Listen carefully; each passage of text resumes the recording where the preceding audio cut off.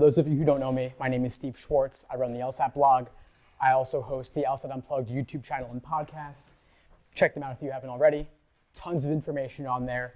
I'm recording every class I do, whether it's online or in person. This class as well will be online on the YouTube channel and podcast later.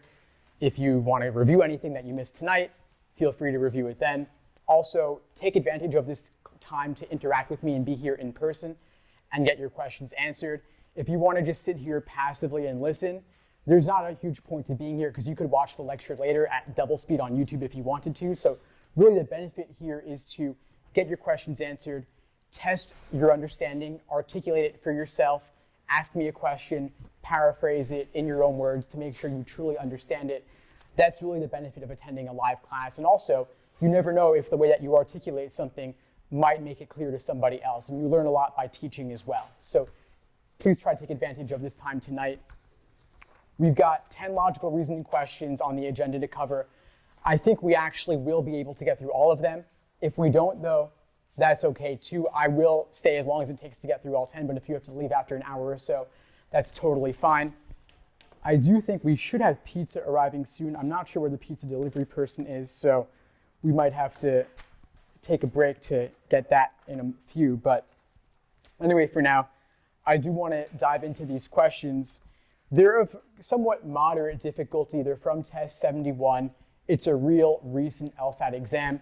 If you want to see how it looks in the digital format, you can go on familiar.lsac.org to play around with the digital format and see how it works for you. Has anyone tried out the digital format at all? How did you find it? I found it was actually better than paper. You liked it better? That's awesome. What about you? Others? Yeah, I agree. Like having the time right there was very convenient, and being able to cross out the wrong answers and then compress them so you don't have to see them was very convenient as well.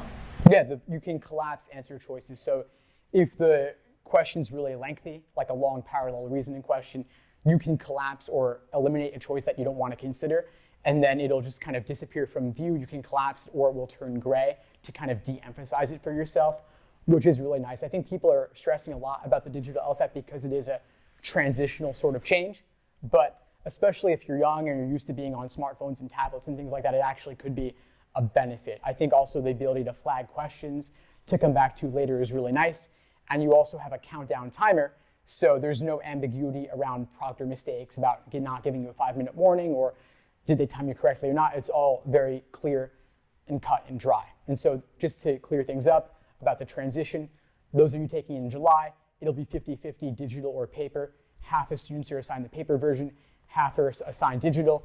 They're not going to tell you in advance, but on the plus side, they're giving you a few olive branches. You can see your score before deciding whether to cancel as a one-time opportunity to remove some of the stress around that transition.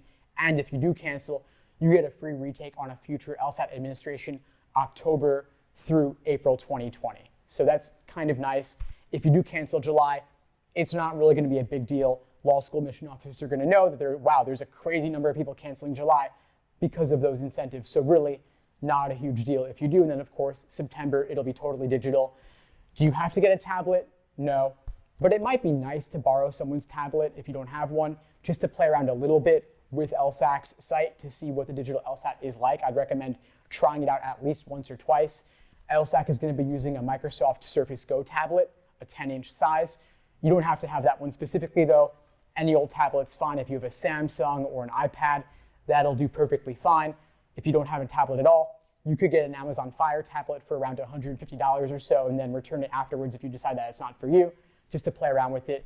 It doesn't really work that well on a smartphone though. I've tried it out, so a smartphone's not a good substitute.